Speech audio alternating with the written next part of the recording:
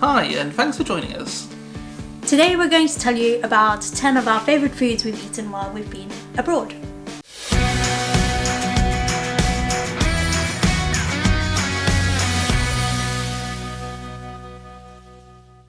One of our most favourite things to do when we travel abroad is to try out the local cuisine, because quite often you find stuff that you have never even heard of. You know, you might think you know a country's cuisine and then you turn up and it's like, what's this thing? How did I not know about this? And we found, especially in Italy, every city has its own speciality. Exactly. So you might think, oh, Italy is pasta and pizza. It's a lot more than that. Go to all the different parts of the country and they do things slightly differently. Which all taste amazing. Yeah. So today we're going to talk you through some of our favourite foods that we've had whilst we've been travelling abroad. So, in no particular order, number one is Suppli. Now, this is a Roman dish, which is similar to another dish you might have heard of called arancini, which is basically a fried rice ball. But if you say that to any Italian, they're going to be like, no, they're completely different. It's a little oblong ball of rice, tomato, mozzarella. Yeah, big ball of mozzarella right in the middle. Deep fried. Tear it apart, mozzarella, stringy. stretches. Ooh, It was amazing. Good. I think we ordered about 4 and we ate 1 each. They were much bigger than we expected and quite filling. And the pizza we had as well was really good. Yeah, we went to this place called Bonsi, which is not that far from Vatican City, and it's basically just this little, almost local restaurant, I would say. It's like a hole in the wall. Yeah. It's literally, you go in, you got to take a ticket, and then you give the ticket to someone, and then you place an order, and nobody speaks English, and it's yeah. So we just fun. point, I want that one, I want that one. And it's crazy, and It's a pizzeria mostly. Yeah. You kind of you get charged by weight of pizza. I would go to that place again. Yeah. Links below.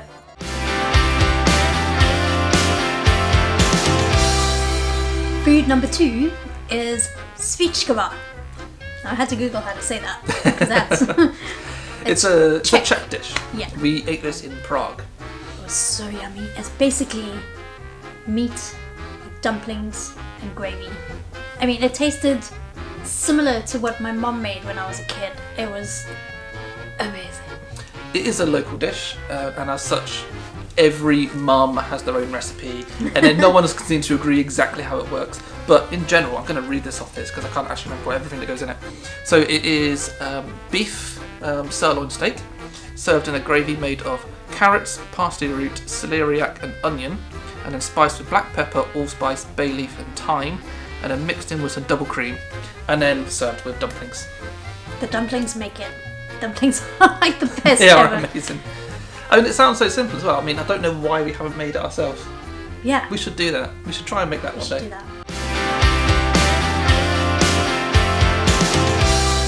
Number 3 is Currywurst.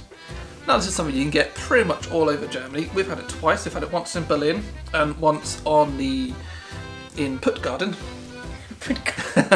See previous video in, I don't know which corner it is, where you can see us briefly eating a currywurst, but they are absolutely amazing.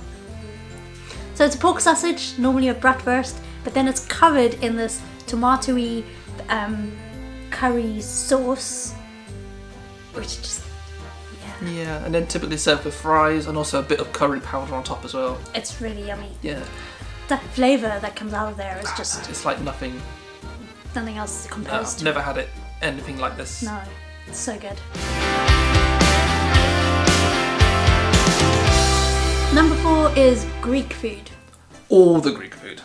All the Greek food. We spent about a week in Greece in September 2019, and we did not have a single bad meal.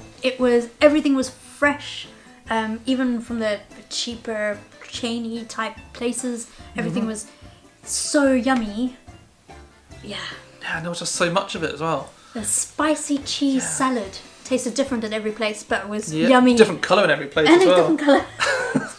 But it tasted good wherever you went. We also had things like souvlaki, koftas, baklava. Those phyllo pastry things with the goat's cheese covered in honey. Oh, they were amazing. But one thing we did discover actually is Greek salad. Again, a bit like that Czech dish. There isn't a recipe. It varies anywhere you go. And because we travelled around the entire country, We had various versions of the same thing. But there are some key staples, and we're going to make one right now because ever since we got back from Greece, we have been making this quite a lot because it's so simple and it's so tasty. So we're going to make you one right now. So let's go. Cool. So I've got a knife, right?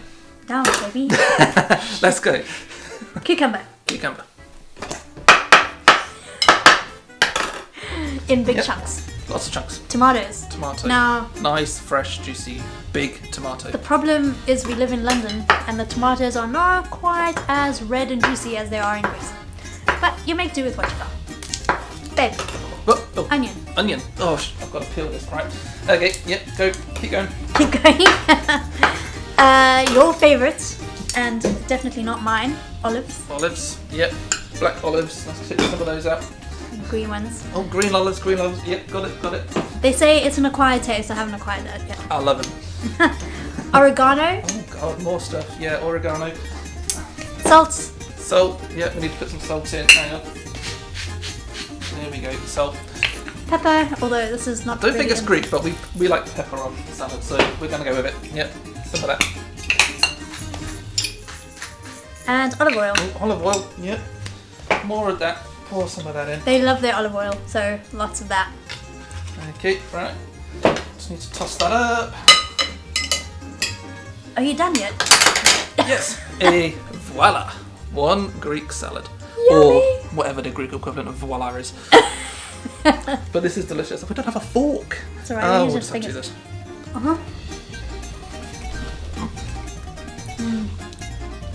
Oh yeah. That takes me right back to Athens. We left out the main ingredient, babe. What's that? Feta. Oh! Where did I put the fucking feta? Oh, there it is. Now, this is one thing that we've learnt since being in Greece.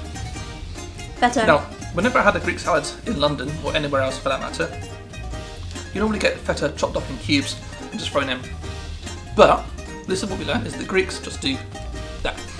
There's your Greek salad. Nice big blob of feta right on top. Yeah.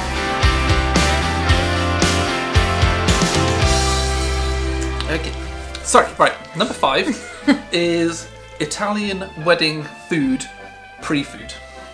Like the starter bit. Well, it's not even a starter. That's Well, so I'll tell you the story. We went to a wedding in Italy about 5 years ago. in Tuscany, so Arezzo. Yeah. Just like in the middle of the country. Yeah, it was beautiful and really nice. Warm. Oh, so warm. And when we turned up at the reception venue, we were shown onto this terrace where they had laid out so much food. There was so much food. It was things like charcuterie, there was like little burger stand, quails, all Quail kinds eggs. of meat. Little spoons with something on the inside, like was like a fish moussey thing. Fish mousse, maybe. There's these little shot glasses with some layered stuff. So we ate because there was so much of it, and it was We were everything. like, great, dinner, Well, sorted. try one of those and one of those and one of those and one of those and one of those, and one of those, and we ate so much. Then we had a little bit of dancing, and then there was an announcement. Please make your way to the dining room for dinner. And we were like, it wasn't like But then we just have dinner. It's like dinner. Followed by a 10-course meal. Crazy. Number 6 is Panzerotti. Now, if you have seen our other video where we went to Milan, you would know how much we love Panzerotti. It's just little parcels of yumminess. Yes, it's basically, it's a bit like a deep fried calzone, except it kind of tastes a bit more like a donut rather than a pizza. It's just awesome. Yeah, and they're incredible. And I think they're so simple-ish to make. Again, another thing we should probably try and make at home, Maybe. because Why not? Milan's a bit far away. Okay, we got there for a tenner, but still. But still.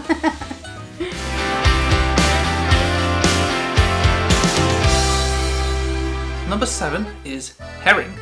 Now, this is something we tried in Sweden. It was also quite popular in other Scandinavian countries. But we had it in 3 forms. I'm just going to read it. It was pickled herring, fried herring, and also there was some fresh raw herring. And every single variety was delicious. We had it at this cute little restaurant called Smacker, with the most amazing waiter who, when he brought us this platter of various herrings, sat down with us and talked us through the whole lot. It was He just great. pulled a chair, turned it around and sat down, like this. So, that's this, that's that, that's that. It was really cool. It was amazing. We left him a big tip. He was nice. We did. We liked him. Yeah. The herring was amazing. And we haven't actually eaten herring since. But weirdly, we were in Tesco today and we came across this, which is pickled herring in a jar. And so, we're going to try some herring. Woo! Alright, let's give this a go. Oh, it's so nice. I think that's with the pickled onions. Oh, it's that pickled onions as well. Did you see that? Oh, yeah. It works. Oh, that'll take you right back to Gothenburg. Ooh.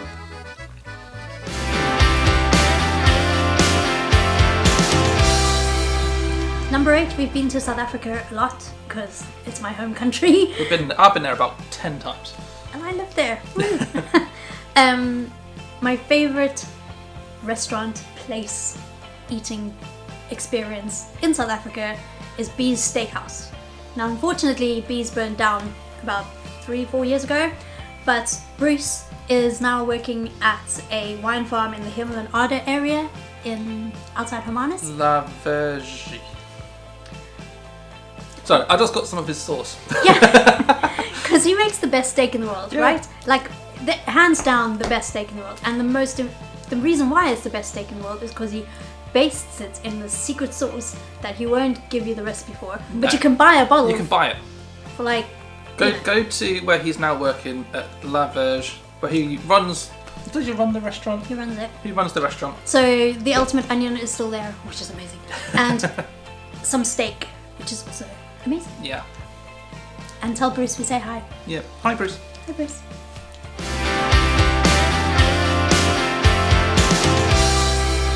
Number 9, we're staying in South Africa and we're going to show you this amazing seafood platter that we had at the Chapman's Peak Hotel, which is in Hout Bay, not far from Cape Town. From there we had crayfish. I'm going to read this from the list because reasons. So we had crayfish, prawns, calamari rings and calamari steak, which I've never seen anywhere outside of Africa. Why? Why? Calamari steak is amazing. There were also some whitefish on there. I can't actually remember what it was. It was probably cod or herring or haddock, probably actually. Probably haddock. Yeah. But again, the whole thing was amazing. It came on this massive platter, about I mean, it's for two. so big I can't even get it in frame. Yeah. For 2 people, and it was like so much food on like a bed of rice. And and the sun was setting, and it was like the perfect evening with no wind. Oh, it was so It was good. the best day. And we washed that down with some Hunter's Dry, Which is a South African cider. It's which amazing. refreshes like nothing on it. Yeah. Actually, I've got another fun little story about the hotel because we stayed at that hotel for one night on our honeymoon. Oh, yeah. And so we ordered it last minute, so unfortunately there were no sea views left, so we had a mountain view instead. So we get in the room, open the curtains, and suddenly, mountain. Like there wasn't a mountain view, there was just a wall of rock. Just there. I mean, technically they weren't lying. No. You have a view of the mountain, it's just that you are so It's- close to the mountain, you can touch the mountain.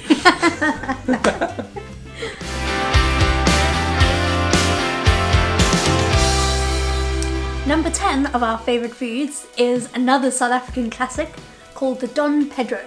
Which is basically an ice cream cocktail dessert thing.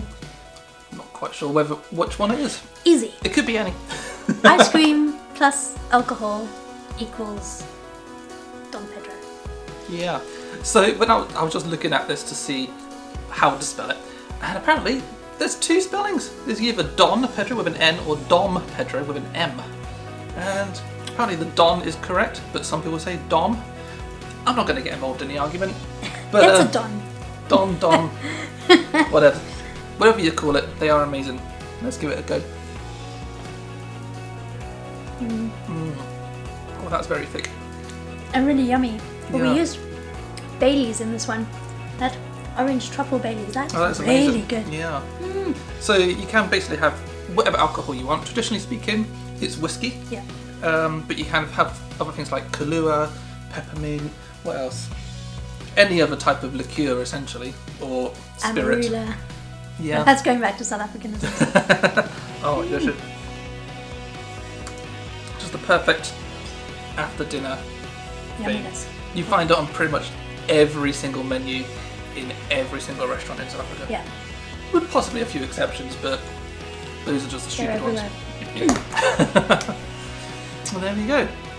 That's our list, our top 10 favourite foods. Now, of course, we haven't been to every single part of the world, so I'm sure there's going to be a part 2 and a part 3 and a part 100 of this at some point in the future. But this is just the favourite foods as of right now. Thanks for watching. I'm going to go eat some more herring. I'm going to have some finish that off, Pedro, because Go on then. go on. This is all me now. Oh, by the way, apologise for the straws. I Yeah. know they're plastic, but we've had these for 5 years from a house party. So they haven't said their purpose yet, so now they have. Yeah, that's true. That's true. So don't forget to give us a like, subscribe if you love us, and all that other good stuff. And we'll see you in a future video very soon. Thanks for watching. Bye.